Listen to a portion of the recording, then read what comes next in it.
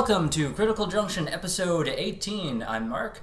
I'm Luke. I'm Jill. And today we're talking about flat Earth for some reason. Or flat earthers, right? Flat Are we Earth, talking flat about flat earthers. Earth or flat earthers? Yeah, I guess Well, I guess a little bit of a both. little bit of column A, a little bit of column B. So, just to begin, I guess we'll give a brief outline of what the the flat Earther worldview consists of. So, despite centuries of evidence pretty much proving that our planet is a globe or something close to it, flat Earthers, as the name suggests... An oblate spheroid. Thank you. It's actually what it is. They believe the Earth is disc-shaped and covered with some kind of dome, and with the Arctic Circle in the middle and Antarctica surrounding that disc with a wall of ice, which is completely ridiculous.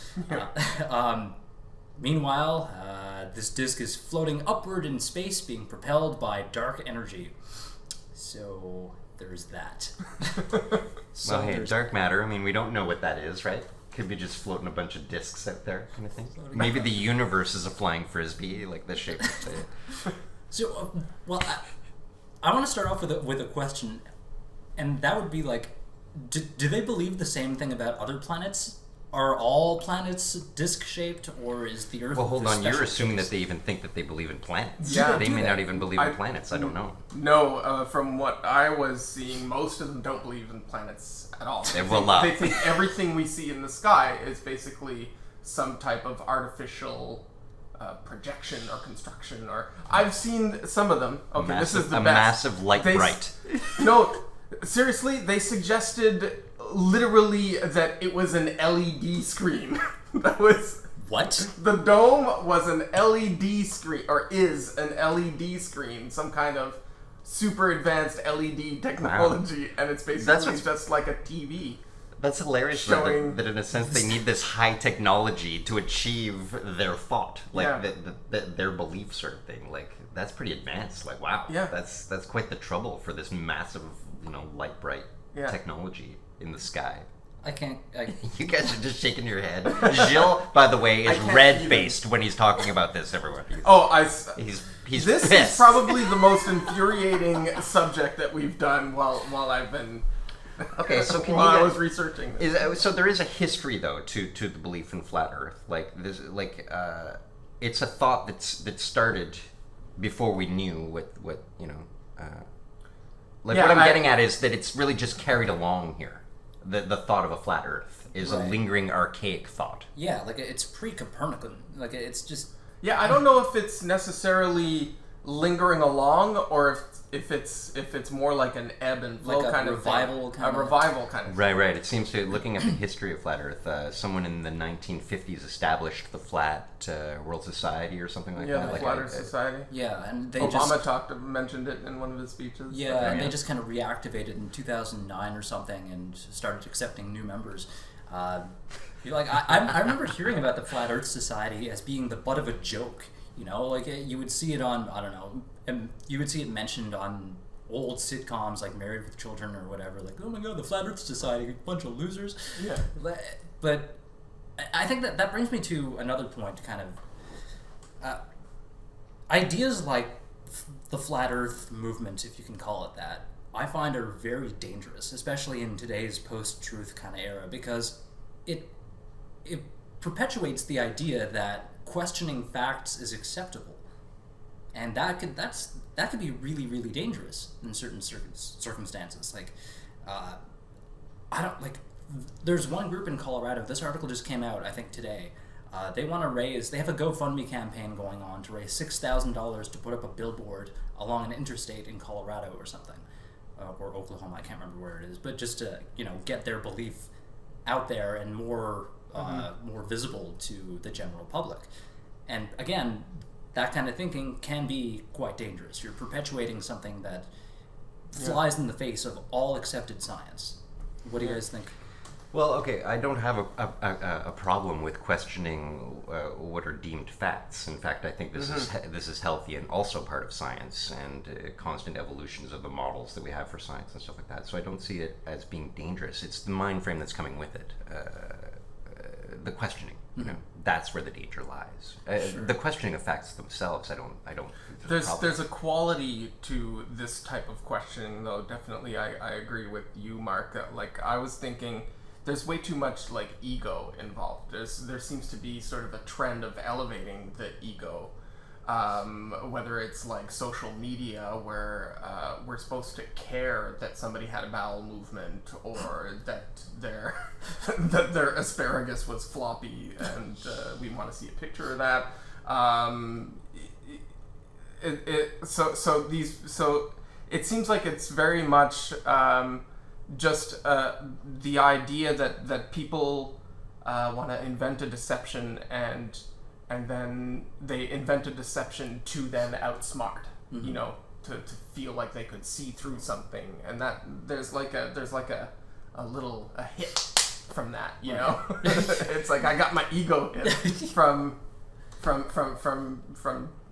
knowing or thinking that at least this is one thing that I've not been duped by, you know, that everybody else has been duped by. Right. Which leads me to this other thing, which is sort of like the coolness of being edgy, you know, like I was trying to think of a super pretentious way of putting it, and I came up with the conformity of marginality.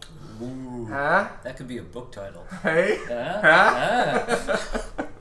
Yeah, so like I find this kind of all goes into it. There's like a cultural or a subculture kind of trend, you know, with the Trumpists and you get also like flat earthers that kind of emerge as something that's challenging the status quo, you know, and the Trumpists, they are ostensibly what do you call it, against the establishment, anti-establishment, right? Yeah, in researching the topic for today, I came across a bunch of indications that a lot of the flat Earth ideas arose out of a sense of kind of anti-authoritarianism. Yeah. You know, they're rebelling against the system and established facts and established norms. Exactly. And what they claim is that we're just being brainwashed, essentially, from birth to by believe, big science, by government agencies, to believe the globe conspiracy, right? Yeah. I still don't understand what the benefit of it being flat rather than Cui round. bono. Like I can understand, you know, socially in terms of receiving health care and stuff like that, we can believe that things are conspiracies, you know. But what is the benefit here? Well, that's the thing that there frustrates is me. nothing, The far more obvious conspiracy would be to put out junk science that just helps the literal vested interests of the fossil fuel industry that are like the biggest industry on the planet, the biggest profit-making industry on the planet. And obviously science, like environmental science and climatology and stuff like that goes against it. That's one thing. One other thing too is the overlap, right, between like flat earthers and climatology deniers and this kind of stuff. Right. Like, if you actually know scientists, you also know that the profit motive isn't the biggest one for them. Right. Yeah. You know, like for the scientists. No. And how these people can just shift that model from the people who are outwardly self-admittedly only about increasing profit and about, like, you know, banking the hard cash. Yeah. Those aren't the ones that are trying to skew things to make more money. It's the scientists who don't really give a shit as much about the money because they can't get as rich doing that as they could doing anything else. Like the the flat earthers, they think also that NASA is like central to the they believe to that the planet conspiracy. So general mistrust in NASA. Yeah, because they believe NASA is the only reason they exist is to protect the ice wall so people don't fall over it, and to perpetuate this globe conspiracy idea. Yeah. Right? They're an agent of the government and the secret elites who control everything. And like there's that, like you said, that overlap in thinking in conspiracy theories with like the flat earthers and like I don't know other examples, people who believe in the Illuminati or secret societies or whatever. Yeah. We should do a show on that one. On secret societies. Yeah, we totally should. But what gets me about these types of conspiracy theories is what they like. People who believe in this stuff perpetuate the ideas surrounding the conspiracy, but they don't really have an end goal to it. There's no. Why would the government or NASA or like the global elites or whatever? Why would they perpetuate this kind of thing over centuries? You know, what would be what's the point? What would be the point of hiding? Yeah, you're right. This one I information? can't see a point to this one. It No. doesn't really add up. It's I can't think of why this, like, we're looking basically, we're trying to be logical right now about illogical, and we're looking at it going, how is that possible that they could be so illogical, you know? Yeah. And the only thing that you can think of is, like you mentioned, like ego. Yeah. Like archaic ideas carried on, and the general mistrust of whatever we want to call it, authoritative figures or whatever, knowledge in general. Knowledge. Yeah. That's the thing. Like, I want to say that there's a lack of education, which I actually do think is a big thing of it, because like the people who are reviving the flat Earth stuff are like people like rapper B.O.B. You know, who nobody's ever fucking heard of because he doesn't have a hit to his name Until he got into that Twitter actually fight with Neil deGrasse Tyson about this whole thing. Exactly. He got in the Twitter fight with Neil deGrasse Tyson. And then Neil deGrasse Tyson went on TV on just blasting on the Nightly Show, I think it was, and he dropped the mic. Right. Earth is round, bitches. Mic drop. Yeah. But that brings up another point that I wanted to address. That it's social media and the comment sections of things like, I don't know, CBC or or even YouTube, for example. Yeah. Just the ability to comment on videos or on like a Facebook page or whatever. Yeah. Again, helps perpetuate that kind of dangerous post-truth mentality, because suddenly everyone has the ability to post their ridiculous opinion and have it circulate, reaching a larger audience, right? While it's true that everyone is entitled to hold an opinion, not every opinion is equally valid, and some opinions should just be shouted down, right? They should just be completely buried. What there needs to be is some kind of better education to equip people to be able to recognize what's just sort of bullshit opinion and what is actually credible. Yeah, like, this made me, reading comments and stuff, because you guys were sending articles and stuff to look at, and then reading the comments really did become the most interesting thing. Yeah. Because it blew my mind right away, and I have to admit, I couldn't believe it. Like, I couldn't believe what I was reading, and I couldn't help but think they must be kidding. No, yeah. Writing this stuff. Yeah. Like, that people It's actually not only that it's not only the fact that the people are actually writing this stuff, it's also the vitriol that goes with it. Yeah. You know, people are so adamant in their... Well, yeah, but to me, flame war. presenting any sort of anger behind an argument only suggests that you're not very confident in it because you're angry. Like, I think that's a rhetorical kind of cop out, though, because that can be easily used in the opposite direction. I'm seeing you angry about this. Yes, so, I get pissed off at actual idiocy and deception. Like, sue me. I think those are worth getting pissed off at. Yeah, I agree. Like, I get pissed off at the same thing. I'm like, this whole topic just pisses me right the fuck off, because like, you can have an opinion, but if your garbage opinion suddenly becomes like a worldview that you're espousing to other people about and how that spreads like a virus, exactly, you're doing a disservice to everything. Yeah. To just education and knowledge. It's taking advantage of lack of education, right? Or of ignorance. But there's no advantage there. It's taking advantage. There is nothing to gain there. But what the spreading of the virus? I guess it's a virus for its own sake. It's a totally arbitrary kind of just winning the meme wars, right? It becomes that. It's because when it's as if a thought itself becomes its own troll kind of thing. That's right. This is postmodernism. That's what this is. This is where everything is fucking relative. You know, the post-truth era is all about rejecting any type of objective authority and just substituting it with your own opinion. But we can see that is healthy, right? Rejecting authority is also sure. There's like questioning said facts is also healthy, you know.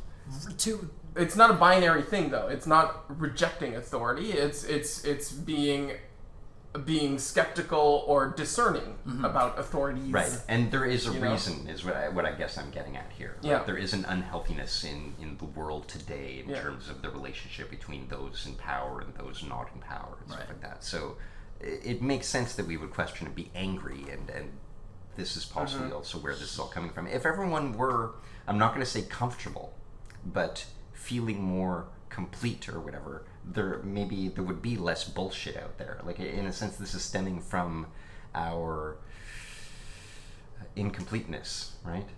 No? Okay. Like these thoughts, the idea of latching on to thoughts and pushing them at people, trying to convince ourselves of this and that at the same time. So how does this relate to a complete... Are you talking about the ego thing again? I guess I'm talking about the ego thing and why it's possible that someone could possibly be pushing this agenda. Well, I'm trying to psychologically understand it, I guess. There's an article that came out in the National Post just recently, the title of which is "Why the Flat Earth Movement is the Best Symbol of the Increasingly Diminished Value of Truth and Intelligence." Just the little byline here. The rhetoric suggests a sort of proud alienation. Flat Earthers are alone, but only because they're the only ones courageous enough to see the world as it really is. So, what do you guys think of that? Yeah, that's like also like latching on to these aphorisms, like what's that one about speaking the truth and how does that go again? Fuck, I can't remember. Sorry. Well, models of the truth though have evolved over time, right? Like if we go back 1,000 years. And if we had been going, no, man, it's round, like, we would have been killed. But anyways, they wouldn't have believed it. It boggles my mind, how is it possible that they're rejecting science, I guess, is what I'm getting at here. Right? So completely. That's what boggles my mind, too. I don't understand how they can just whole cloth reject... like centuries and they're of doing scientific it evidence. with just incomplete science. They're doing it with by circulating memes on Facebook. But what I'm saying is their science is going, I'm looking and I can't see a curvature to the world, and so it just isn't there. Like, I've flown around and I've looked. And it's just not there, so you guys are full of shit. Like, it's just lame-ass science. Well, it's that's a incomplete. good point. Because a lot of flat earthers embrace a variation of the scientific method called the zetetic method, where, as opposed to formulating hypotheses and all that stuff, the primary objective is based on first-hand observation. Like, this looks the way it is, so it has to be that way. It's almost paradoxical. Yeah, it is. Because what they're defending, right, is some kind of completely intelligently designed kind of closed system, right? Because they're thinking that there's no like natural long-term universe or whatever. A lot of flat earthers ultimately what they're defending is a kind of religious creationist viewpoint, right? We're like the experiments of some kind of higher power, you know, where and something else has actually created everything to be the way it is. So that's why we have an LED screen above us, and you know. Yeah, we're going into like Matrix territory here. Right. Yeah. Right. But to me, this stuff always goes into like that infinite regress problem, right? Like, who created the creator? Who created the creator, or also the whoever created the big LED screen in the sky. I mean, that LED screen in the sky, that's also living within some type of quote unquote universe, right? Yeah. But It's flat. It's flat. It's a flat is universe. that universe flat too? Like it's Meanwhile, is it turtles all the way down? But this is what what they seem to be getting at is they don't even get that big. Like No. they can't think that They far ahead. can't Like, think their- beyond the barrier. They their have to instruments- invent a barrier for themselves. Like Right. their instruments of measurement are just lesser. You know? They don't make measurements though. That's the problem. That's- you Oh can- no! You They can, do. you can buy a high altitude balloon kit on the internet and send it up into the stratosphere. and see the curvature for yourself. Like there are experiments you can legitimately conduct yourself just to obtain the necessary evidence to prove the Earth is round. But there are the flat Earth experiments as well. They're just What are they? I haven't read any. well, they're about just them. they're, Well, one of them is the thing about the airplane, right, with the gyroscope. Oh, So they think that somehow gravity is below the Earth that Yeah. we're standing It's on, the right? fact that So we're being if propelled if a upward. plane actually tilts to follow the curvature of the Earth, well then the gravity which is below the Earth would shift the gyroscope, right? But they don't get that the Earth being the cause of the gravity. The gyroscope basically follows the center of the planet. So Yeah. of course it's not going to move if you're following the curvature of the Earth. And also, you're not correcting for the curvature of the Earth because it's so fucking big. You're when you're flying, you're just tending right. in that direction. You're not constantly correcting to tip your nose down, which is what they think. No. The gradient is so subtle, right? Yeah. Like, you're not, like you said, constantly correcting No. flight patterns to adjust for Exactly. Plus, you're fighting gravity to stay in the air. it. Right. You don't have to fight to put your nose down, you know? There's no room for Einstein's And theories you're in not flat putting Earth. your nose down. It's stupid. It doesn't make any like their idea of gravity is because this Earth disk is being propelled upward, right? That creates the illusion of gravity. Right. For them, it's like it's basically like acceleration. Right. Right. Yeah. So does that mean that? Well, what that means is that they think that this disk is constantly accelerating. Right. Like relative to what? That's what I don't understand. What, like, relative to what? Right? well, it's simple to see that it's just bad science. Yeah. But it is a science. It's just real bad. Like Yeah. it's incomplete and all that fun stuff that makes a The hodgepodge funny of thing is, nonsense. a lot of them they'll like trace the source of the conspiracy back to Copernicus, right? But humanity, at least most of civilized humanity, has known that the Earth is round since like 600 BC. Back with the ancient Greeks, you know, you had See, I'm going to say for like myself, Archimedes and Aristotle and Plato, they all knew that the Earth Yeah. was round, and does it make sense to say, though, that in terms of our... and there are low-tech experiments also that you can conduct. two sticks at different distances. See if their shadow differs, which it there you will go. because the Earth is curved. Yeah. Yeah, but Or- that could be the shadow monster. Oh, doing right, that. yeah, the shadow monster. But what I was going to say is there is an element of phases of belief. the moon, for Christ's sake. belief in science, like in the sense that I have not done these experiments. I am reading the book and believing the book. I'm believing the general consensus here. Yeah. I'm looking at the library of knowledge here, and I'm not going, I believe this one, the flat earth one, like this one volume over here. I'm taking into account all of these other volumes of knowledge here. Yeah. And looking at it all, sort of thing. Like, I'm still trying to understand. There's an anthology of base knowledge and experience that you have in your mind, though, right? So when you're getting educated, some stuff jibes with your experience and some stuff doesn't. And when it doesn't, then maybe you're skeptical enough to want to confirm it or falsify it, right? Right.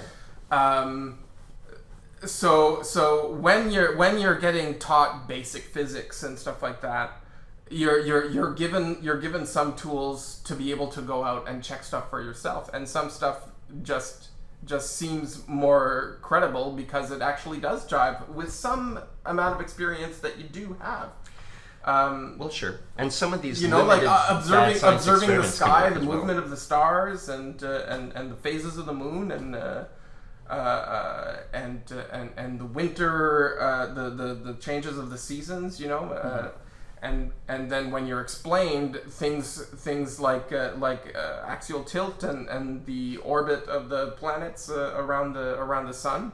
I mean, it's logical, and it jives on a fundamental level of rationality, which is a faculty that we just have evolved to have, right? Right. So I think a lot of people question that, like demonstrable facts, because the world, we didn't evolve to make sense of the world on a universal level. no, that's right. Yeah. We evolved to escape from lions in Africa. Yeah, Right. this So is this is from- we're extending ourselves, right? But this has Yeah, come when from, we could say so- leisure, right? Yeah, so like of we course- have the time now to think That's about it. this bullshit. Right. Right. So, of course, there are things in the universe that will not mesh with your worldview or your experience because you don't know how to interpret that information. Like, interpreting, for example, quantum entanglement, that doesn't make sense to people because your brain didn't evolve to make sense of that. Right. Your brain evolved to make sense of patterns in trees and jungle and whatnot, right? So like, yeah, the Earth looks flat, but your senses are being deceived. And also the that idea of scales, right? Right. We're evolved to deal with to understand and work and use a certain range of scales, right? Like scales of time and scales of size and space. So when you're talking about the entire planet, most people don't actually need to go more than an area that actually doesn't have much variation in terms of like verifying the circumference of the world and Right. the curvature of the surface of the planet, right? Yeah. I mean, if most of our lives are spent in Ontario, you don't have much experience of the curvature of the Earth, because when you're looking at like the planet itself or the size of the globe, this, you know, it's such a small area that for all intents and for all practical purposes, it is flat. Right. That area that you need to work with. Belleville. One Belleville's dot on the flat. globe, right? Yeah. Like, yeah, you're And it's the same thing with time scales too. Like we don't innately understand like infinite time or Right. scales on billions or millions of years. You know, we understand 100 years. Yeah, it's the same with crowds, right? If you're put into a crowd of, let's say, 10 people, you can easily identify that number. But when you start getting into the higher numbers, then you can't estimate it anymore, right? Yeah. You're going to be off by, fractions to ridiculous amounts. I suppose depending on how your mind works, like I'm thinking of my autistic friend, and he would have that savant ability to be able to go 175. Like Right. that's how many people are in this room right now, you know. Yeah, but as a general rule, most people won't be able to do that. Yeah. Well, and so this is, I guess, what I mean by a lot of the time. I think we are simply believing. Does this no? What do you Do we mean? not call that belief? Like we believe Like- what scientists say. Like at this point, Sure. we're following along and we're going okay. Sure, but like I said, there's sort of like a full tapestry of factors Yeah, that yeah. go into what makes something credible or not. Like There's I guess what I'm getting at here is like, how is it that we don't believe such silly things as a flat Earth? That to us seems so mind-blowingly silly. Kind of For thing. me, it comes back to evidence. The flat earthers have not been able to produce a body of evidence that supports their theory in any conceivable way. I know you're all about the evidence thing. Is there anything that you can say that you believe without evidence? Anything I believe in without evidence. I try to avoid doing that as much as possible, so like I'm trying to think of something. But being introspective and going, is Yeah. there something that I perhaps believed first and then was presented with evidence or something like that? I've changed my mind about different beliefs. Most notably religion. Okay. I used to be a pretty devout Christian, but I started reading the Bible and I found out, there's nothing in here that supports what it is I'm believing. There's, like, even outside of the Bible or the canon, there's nothing that supported, no evidence to support the existence of any kind of creator deity or whatever. Okay, as the creator deity sort of thing. God Not as like depicted in the Bible, or right, okay. the Jesus figure or whatever. Nothing that I was presented with was compelling enough for me to believe that. So I abandoned my belief in religion almost entirely. Or belief in the immediately, rather. truth of religion and not the use or the function of it, but the belief in it as a true story kind of thing? Right. Okay, I see. Yeah. I mean, to some people it might be, there could be benefits to religion, but I take more comfort in the nature of reality the way it is, the universe as it truly exists, or at least my limited understanding of it. That brings me comfort. Like the truth model brings you comfort. Right. These ever-changing truth models. See, that's another thing. Like the ability to change one's mind when presented with contradictory evidence is something a lot of people are just really uncomfortable with. Right. In a sense, it hurts. Yeah.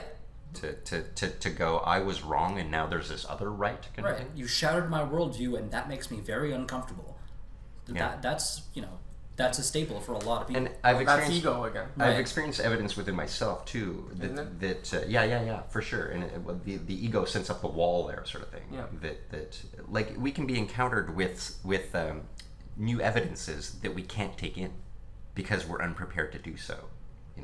Like our brain can't see. We brought up that idea of seeing the boats along the horizon when they first came along here, and the first the natives not seeing it until the witch doctor goes, no, look, because he could see it somehow, or she. It's 2017. Hey, it's 1492. It's 1492. Okay, so if you guys, because it's very possible that we know someone that is a flat earther, without knowing that about them, knowing that about them. Would your ideas of the person finding out, in conversation, hey, no, I do think it's flat Earth. Like, how would our concepts of them change? Like, we would suddenly be talking to this other person, Yeah, I think this brings up like something I think is important for us to talk about, which is that people who believe in flat Earth aren't stupid. They're stupid in terms of that, but that's not it. necessarily This stupid. The idea is is absolutely stupid. ridiculous and should be laughed at. Right. But the people who hold the idea aren't necessarily stupid. And like I was looking at some of these documentaries and stuff on YouTube about flat Earth, and these documentaries are very well made. I'm not sure I have the skill set or smarts to put together, a documentary and be so eloquent in my. Yeah, fuck, we're barely keeping it together. Barely keeping it together here. So it's like the problem here isn't just a difference between smart people and stupid people, right? It's a trickier kind of problem of psychology, I think, which must be something like compartmentalization and then the ego and all sorts of fun things. There are a lot of different moving parts that need to come to jive together in order for someone to believe in something like the flat Earth idea, right? They have to be susceptible to that kind of thing. They have to be in a position psychologically where they would put some kind of stock into this kind of thinking. It's a pernicious idea. It's like a lot of things, right? Because it basically weakens your sort of intellectual immune system, right? Because it gets you to reject the things that are credible and accept things that aren't. And I don't know. The goal of education should be to kind of inoculate. Is that the word? Inoculate the sickness of ignorance, kind of thing. Yeah. Like you're when you're getting an education, when you're going to school, you're getting immunized against stupidity, right? To some extent. Well, let's talk about the education system for a little while then, because at the heart of it, like that, it's the root of the problem. People are not being educated enough to be able to prevent them from Yeah. falling victim to this kind of deception. Well, especially if they think that the education system itself is just propaganda.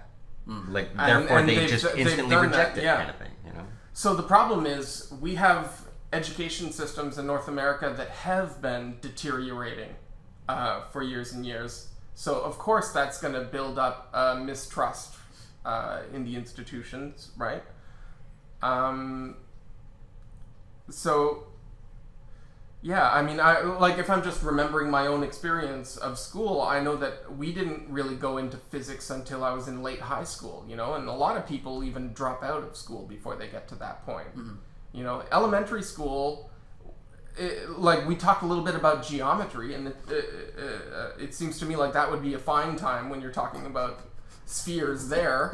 That when you're talking about spheres and cylinders, you can maybe mention. I don't think we can go back far enough to remember when we learned as a child that the Earth was round, and we just took it. We just went, "That's the truth," you know. And then it all added up, and it continued to add up, you know. Yeah, that's it. It continued to add up. Yeah. I don't know. I mean, you've got both the formal education and also just cultural education and media and stuff like that, and so we all grew up watching sci-fi movies or documentaries about space and Let space me ask you this: exploration. Do you remember being taught about gravity in school? Yes, in high school again. Yeah. In high school physics, and then learning about I'm not sure myself. learning about the acceleration from gravity, which is Right. 9 meters per second squared. Yeah. And yeah, you guys didn't learn about that. I'm just thinking. I don't remember. Like, I Okay. wouldn't have known what class. I don't think Yeah. I took a physics class. I was thinking maybe grade 7 geography. So or that's something, the but thing, I'm not like- sure. I don't know. I'm thinking it must have been before that kind of thing. You know? I don't Unless you're in some kind of specialized school system, or you're actually your parents are kind of guiding you towards a certain career path or something, Right. then you're not necessarily going to learn a lot of even the basic physics that go into understanding the mechanics. Yeah, you're of, right. Yeah. See, astronomy and I don't remember being taught enough about the theory of gravity, right? Einstein's theory, anyway. I remember learning about. well, we learned about Newton. Yeah, we fairly learned about early Newton on. fairly. Just sort of passively. early on. Like, Yeah, just- like the whole Apple story and whatever. Yeah. But we never got into Einstein's theories, even like a general overview of his theories of gravity. Like, that just didn't happen in Right. school. No. And I think for a lot of people, the same can be said, right? They're never taught this information, which seems pretty important to know. Yeah, Even that's why it strikes me that the people who are actually really guilty of propagating this stuff are people who have no expertise in science at all. And you would think if this is true, that there would be people who were told to go into astronomy all the time becoming whistleblowers because they're like, holy shit, I just discovered all this shit Right, yeah. is totally arbitrarily made up. I feel you like know? the mistrust. You would is the you would biggest think there issue would be here. people with Mistrust in knowledge and the presenters Yeah. of knowledge. Like, it's got to be coming from the mistrust Yeah. thing, you know? Yeah. Like, people are feeling fucked over by something, Mm-hmm. and so they're just now casting about their mistrusts. They might read an article on Flat Earth and go, you know what? Yes, I believe this guy because I don't want to believe this other guy, kind of thing. No, Yeah. I think you're right. And no matter how many facts you throw at people, if they're committed to that kind of idea, they're not going to give it up, right? You can quote as many articles and present as much evidence as you like, but again, because people are not comfortable with having their worldview shattered, they're not going to change their mind. They're going to continue propagating that belief to the detriment of anyone who's willing to listen to them. Yeah, which kind of brings up things like the backfire effect, right? Right. Like where if you have a deeply held intuition about something, if you're the more hard evidence you're presented with, the more you'll tend to dig in your heels and find ways to rationalize yourself into rejecting the arguments from someone else, Right. That contradict your your conviction or whatever. Yeah, and you'll push back just as hard, if not harder, against that kind of thing. Yeah, Just because you want, like, the ego wants to defend itself. That's kind of a conundrum that really bugs me. Like when you're talking about how we should talk to each other, you know, how we should be able to discuss and persuade each other, and then actually arrive at something closer to the truth. When you've got something like the backfire effect going on, then that means we can't even rely on facts anymore. We can't. Right. You know, there's no like objective resource that we can draw from to be able to come to common understandings. And yeah, it's that whole the whole idea that you brought up of we can't trust facts anymore. This whole, I keep mentioning it, but the whole post-truth era thing. Yeah. Well, I think maybe we could just reduce it to we can't trust anymore, and it's not even facts or anything like that. Just in general, can't trust. Like I get back to this idea that we have to push an agenda of compassion towards people, so that there is first, at least not mistrust, right. You know, and then we can further encompass a knowledge, a real knowledge in a sense, or a more solid. No, I shouldn't say that. A more solid knowledge. No, There's something. the words I'm choosing are terrible. Sorry. There's something in argumentation and philosophy called the principle of charity, right? And that's where when you're having a debate about something, you and somebody else is explaining something to you or explaining their perspective to you, the base kind of attitude that you have to take is not to impute like motives of deception or stupidity or something like that on the person who's explaining them to you.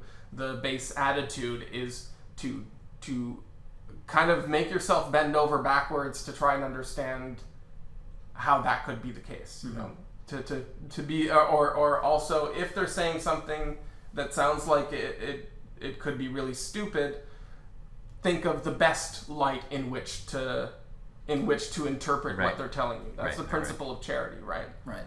And that goes to that idea of maybe culturally there needs to be sort of a resurgence of just teaching people things like empathy and when it comes down to morality and stuff, you can't really build much of a model there, and I think people have a hard time with that. Like this idea of no, just be kind. You know what I mean? Like, right. They're gonna go, well, why? Like, because you might fuck me, kind of thing. You know, like it's almost like it's. Well, along those lines. Yeah, that's it. Like, people are more scared of getting tricked or getting taken advantage of than they are curious and courageous in actually encountering new people and perspectives. We're almost suggesting that being angry or being not at peace with yourself just closes down your brain. You're unable to take things in, sort of thing. Yeah. So it's almost like in school and part of education, we have to cultivate like sort of inner control and then go into external knowledges of the world and universe. I think in order to create a better society of thinking people and critical thinking people, I think a lot more emphasis needs to be put on philosophy and logic classes in school, right? It wasn't until I got to university that we had like a basic argumentation and critical thinking class. Yeah. And it seems like that should be like one of the first things you're taught at all after you learn your ABCs and 1, 2, 3s. Yeah, like if you're gonna be a productive member of society, you should at least know how to think properly. Yeah. I think that the furthest lengths of logic and stuff like that, it can get very daunting, and you start looking at it as like comparing it to a show on TV. Like I'm just way less likely to start a show that has 12 seasons or something like that. Like I want the one seasoner. But the funny thing about that is that like there's this weird kind of paternalistic idea of how what kids can handle and when it's appropriate to teach kids stuff.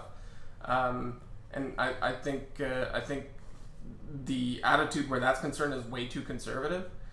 Yeah, So, I'll never understand that. I've always talked for to kids example, like an adult. languages. You know, like you think about like people who are polyglots who know like 6 languages. You're like, wow, that guy's brilliant, and he must have. No, it's just because they learned it He when must they have were studied really it. young, right? Well, the thing is, like with even just your first languages, you're more likely to grasp a language like before the age of 12. Right. And if you're beyond 12, let's say, it becomes much harder to adopt a new language. And if you do adopt a new language after the age of 12, you're probably never going to lose your accent. Whereas before 12, you can learn any number of languages and also learn instinctually to have like the right accent with each of those languages. So there's like a brain capacity that we start off with at our youngest ages. Yeah, but who's to know what cuts off that capacity? It could be our social conditioning that cuts Sure, off that capacity at the age of 12, and we just don't nourish it, sort of thing. Maybe, We actually yeah. kill it. Right. It could be, yeah. But the point is, like, a child's brain is most malleable within that range Plastic, of yeah. within that age range. So So that's the time to teach. The thing about like reason and critical thinking is that it's less about teaching the kids to memorize facts, you know, to quote unquote indoctrinate them with something, and it's more about just equipping them with a framework for analyzing indoctrination that comes to them, you know. Right. So it again, it's an immunization against indoctrination to some extent.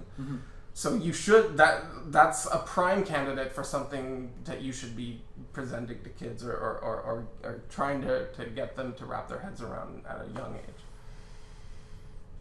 Yeah, I think that for a lot of people, though, in terms of education, a lot of it would still have to rely on belief. I think a lot of people just can't wrap their heads around stuff, can't really understand a lot of things. Yeah, I think that's valid too. like, are you coming from like a mental capacity Yeah, point of sure. view? Sure, yeah. Not Like- everyone can understand. Like some philosophers, like famous philosophers, or big name philosophers whose They sold a lot of albums, kind of thing. No, whose ideas are actually still kind of presented as credible or important nowadays. Things about self-realization and self-actualization and being able to do anything and stuff like that. Like Nietzsche, for example, I think to some extent... I think Nietzsche underestimates this kind of variation. To some extent, he's super optimistic, which is kind of paradoxical. Well, no, it's true. but He was he- setting his scopes, but I always saw that as sort of being a cognitive psychology. He's also trying to create it by going, no, this. Sure, but some of what he's saying kind of glosses over the fact that you know, some people are just born cognitively impaired, at least relative to the top of the bell curve. You know what I mean? Like, so it's there is at least like a third of humanity that can never actually self-actualize. You know what I mean? Right. Because they just Well, hold on. they just don't have It the depends what you machinery. think. It depends what you think to be able to do it. self-actualization is there.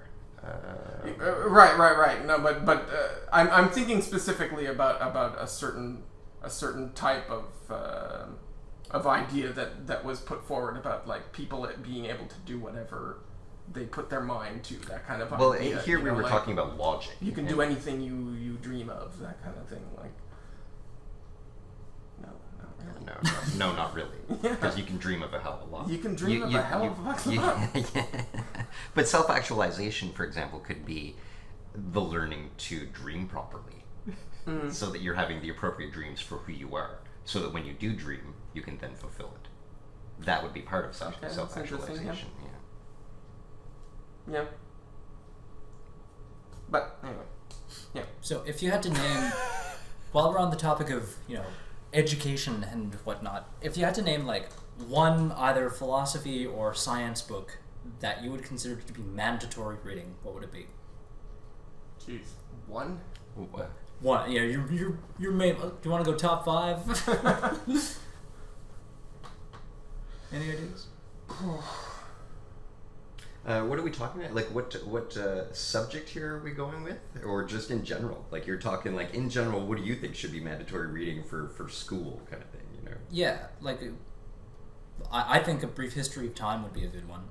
I'm not saying it should be like 3-year-olds mandatory reading, but some people should read it at least once. Sure, and it's quite tangible. Like, it's well written. Yeah, and comprehensible.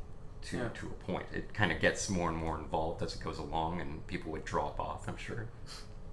Mandatory reading? Mm-hmm. What do you think? Yeah, I don't know. I have a hard time with these kind of ideas of this concept of like your mandatory reading if you have one book that you would recommend. Yeah, you're right, because each person would be is well, because then you end up in the same with the same problem that it could just be rejected as like one guy's propaganda, right. Yeah. That's why it's to me it's better to push this idea of a confluence of like an infinite number of sources of information. That's it. Man, it can be very overwhelming. It's oversaturation in knowledge. Where do you start? Which book do I pick out of the library first? What if it's a flat Earth one? I'm fucked, Yeah. Like, that's what I'm starting with. In my malleable years, I started with the F, and it was flat. Right. I did F, and flat Earth was there, and so that's what I believe now because I learned that when I was young. Yeah. Pale Blue Dot is a good one, though. Pale Blue Dot. Okay. Yeah. But for mandatory to me, reading, it would be like more like what's your favorite book, or what's a book that helped you to understand. Right. This is all I thought when you asked that question. I go, so what's one of my favorite books that I think the whole world should read? Yeah. Okay, let's go with that then. Let's go with that. Though. Yeah. Okay. So that maybe I'm becomes just being picky. Well, this is good. You're questioning. You're questioning the questioning. Questioning the questioning. For understanding how evolution works, for example, which by extension helps you to understand why creationism just doesn't work, or the whole creationist worldview. I thought The Blind Watchmaker was. It was just like breathing in fresh air for the first time. It was brain lightning for Jill. So easy to understand the way he models out things like the evolution of the eye, which is often brought up as an example of something with irreducible complexity, right. Which is what Craig, what's that guy? The guy that Craig Ferguson. Craig T. Nelson. Craig T. Nelson. Craig T. Nelson. I know who you're talking about. Yeah. He's this guy that talks about intelligent design, and he's constantly arguing against evolutionists, and but what he's trying to do is talk about intelligent design as if it were a scientific thing, and he omits any direct reference to the Bible often. He's trying to sound scientific. He's trying to sound sciencey, but that's the entire reason they come up with the intelligent design moniker. William Lane Craig is that's the guy's him. name. Yeah. Guys, this is like the ultimate example of sophistry. If you guys want to know what sophistry is, look up William Lane Craig. Yeah. That's like a 101 course on sophistry. That'll do it. My mandatory book, I guess, would be for ages 12. Okay. Nietzsche's thus spoke Zarathustra. Oh, yeah? The idea of the eternal reoccurrence as an affirmation of being, sort of thing. I love that idea, you know? People looking inside themselves and saying yes to every moment in life, you know? That would be great. So that would be my book, I guess. It's one of my favorite books. Good choice. Yeah, Good choice. Yeah. I like it. Okay. Do we have any closing thoughts on this whole flat Earth debacle? Fucking idiots! No, that and my closing words are like, no, compassion. Compassion, everyone. No, but I really do think that this is what we should be learning in the early years, to be compassionate towards other human beings, and sort of a model that spreads that, so that the foundation for knowledge is more solid. In a sense, I think you're right, because especially in today's society, when everything is so polarized, you're either right or left wing. You know, you're either a gay or straight ally, or you're not. You're either a racist and a bigot, or a social justice warrior. Right? Yeah. Everything is just so extreme these days, and if we reduce it to being compassionate to one another, like you said, I think then we'd start laying the groundwork for learning other things. And anything.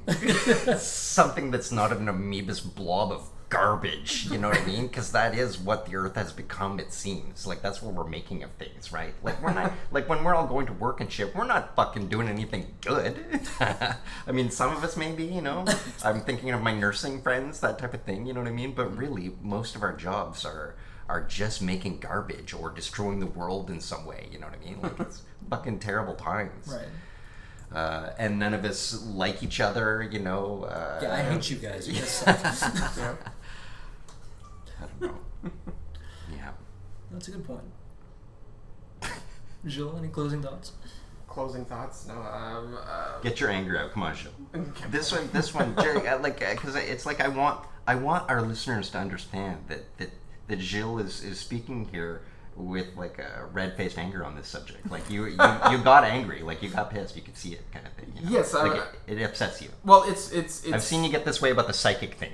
Yeah, that was another one that set you off too. Where like no, the one the that smoke starts coming out of your ears. That set me off was alternative medicine. That was one that really. Yeah. Right, the bamboozlers. The bamboozlers, the taking advantage of the weakness of. Well, you did not like me bringing bringing this up, like right now, like you're like, what is this guy talking about? Shit, stop talking about me. I thought we agreed not to talk about that again. Yeah, I definitely prefer to talk about the subject at hand rather than myself.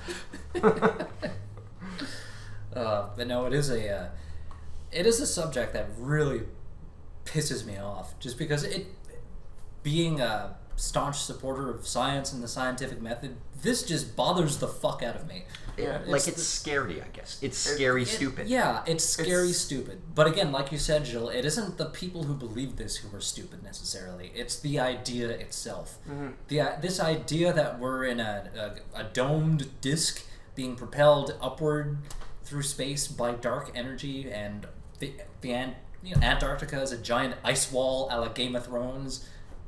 Fucking stupid. Yeah. That is among the stupidest things I've ever heard in my life. You know, there are reams of information and evidence to support the scientific fact that the Earth is what did you call it? What's the actual definition? An oblate spheroid. There you go. Which basically means that it's not a perfect sphere. It's a little bit wider at the equator than it is around any other part of the sphere, and it's a little bit pear-shaped too. Right. Like below the equator, it's also a little bit chubbier than it is in the northern hemisphere. Can I ask something though? So let's say we did begin to find out that this was all a conspiracy. Yeah. And the science started coming out. Would we even be able to believe that? We would then flip roles and we'd be like, no, man, it's round, you know? And we would be on the fringes kind of thing, right? They would need to present some astonishing evidence. I guess I'm getting at, like, I wonder about the things that will be presented with in the future, if there will be any that, you know, so in learning about the universe further, something that will hit us and hit us so hard that we will not be able to, as a people, accept it at first, it's easy to overstate, though, or exaggerate the way that scientific models get overturned. It's way more or gradual. updated. It's not Like, only I guess I'm well, thinking of it's not Darwin. only it's not only gradual. It's that you don't actually find out that that a certain scientific theory has been completely turned upside down. What you find throughout the history of science is a refinement or a change in the perspective or the theory that describes the mechanism by which something physical happens. You won't actually find something describing that the opposite physical phenomenon is actually what's happening. Right, You know what I see. mean? Like, Right. people tend to think, you know, like 100 years ago. I can't think of an example right now. I'm totally blanking, but anyway, I just think that people overestimate just how much there's like this kind of revolution every few years. Well, the last step of the scientific method scientific is understanding and knowledge. the last step of the scientific method is refining the theory, right? Yeah. It's never really over. You're constantly revisiting and retuning the theory, right? Well, I guess I'm thinking of something massive like Darwin going, check this out, you know? Like, was that not mind-blowing at the time and very much flipping things on their asses, you know? Yeah, totally. Which you're suggesting it's almost as if that can't happen anymore? No, that's not what I'm suggesting. I'm just suggesting that what Darwin did was more like filling a vacuum than it is overturn or presenting the reverse. There just case wasn't of anything something. there, and now there. Okay, I see. Like he made an observation, started forming a hypothesis, started testing it, and that became the theory of evolution, right? He locked in a way to this theory.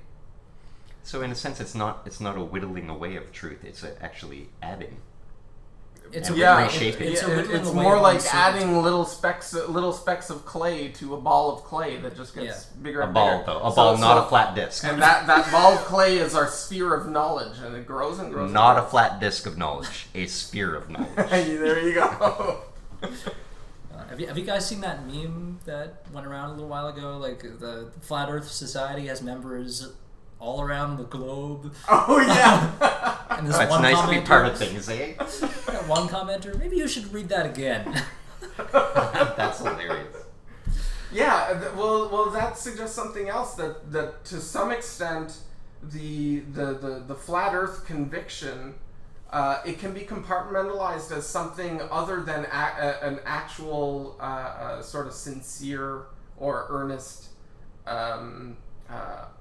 understanding of the physical world. To some extent, it's more an ideological principle or conviction, and that's presented in opposition to some other establishment seen in more of a sort of amorphous sense. You know what I mean? And so that's the sense, and that's the way in which people are conceiving it in their minds, and it's held as a very concrete thing, this opposition between establishment and elites and The angry more proletariat. of a sub this kind of subcultural idea there.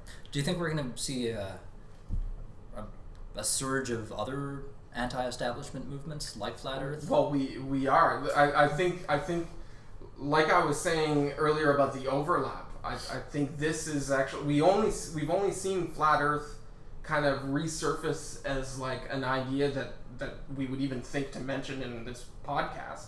We've only seen Flat Earth stuff pop up since 2015. I think before then it was like it was dead and like you say ridiculed, Right. commonly, broadly, by everyone for decades and decades and decades. So I think, like we were saying, Flat Earth, it's stemming also from this whole postmodern thing of Trump and being against any type of thing like the UN, like Or the EU. a diplomatic establishment, you know, and we're also seeing it, and it connects too with like anti-vaxxers rejecting Western medicine. It's all it's all linked. They're all stemming from similar. It's a symptom of a larger social problem. Phenomena. Yeah, like it's symptomatic of a massive problem, or at least a kind of an unsettling of the way that society has functioned for decades, right? This is one thing I wanted to. I thought about earlier is that with the internet, we think idealistically of the internet as this democratizer of knowledge, when what it actually is a propagator of non-credible bullshit. Right. So it just makes it harder to actually know what's credible or. Yeah, and we touched on that during the fake news legitimate. episode, right? Like, with the massive amount of data that we have access to, we haven't been able to access this amount of information ever in our evolution as a society.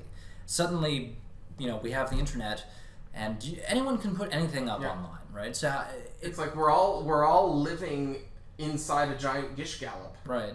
And the gish gallop, this is like this debate tactic of just throwing out one bad argument, one bad fact after another, to not give the other person the opportunity to debunk any singular one. It's a lawyer tactic for sure. It's a lawyer tactic. Just avoid the things you're supposed to talk about. While your opponent is busy defending against that one point, you've thrown out dozens of other points, and they failed to address those ones, so they lose, right? That's the internet. That's what the internet has become. Yeah. Well, and that's what politics has become as well in the world, right? Like they can't actually do anything. Well, that's you can't get anything done. There's no changes. That describes the nature of the Trump phenomenon to a T. Yeah. He's throwing out these dumbass tweets at like an incredible rate. Like there's no way anyone can address everything. Every day, each single one of them is an outrageous counterfactual that if any other politician had just done it once, that would have been the end of them. Yeah, that would have been the end of them. They would have been rightly debunked and attacked and dismissed as idiots. Yeah. But since he does it all the time, then whenever somebody latches on to one of them to debunk it, then they're missing all of these other ones, right? It was the Harper way to get things through too. It put so many things forward that they don't have time to stop everything and read the documentation kind of thing. Yeah. It's great. All right, I think this would be. I thought Flat Earth would be funner, but it's actually kind of depressing. Yeah, I was expecting. You guys thought this was going to be light. Let's choose a light one. Flat Earth. That'll be funny, right? We can have some laughs on this It's all episode. going to shit, boys and girls. It's all going to shit. Motherfucking anti-establishment. Yeah. So maybe we'll come up with a lighter subject for our next one. Don't know what that is yet, but anyway. Vampires! Hey, yeah. Tune in next episode where we may or may not discuss vampires. On a rounder, but on a round, globular Earth. The global problem of vampires. Alright, this has been Critical Junction episode 18. I'm Mark. I'm Gilles. I'm Luke. Just for this evening. As always, thanks for listening, and we'll catch you again next time.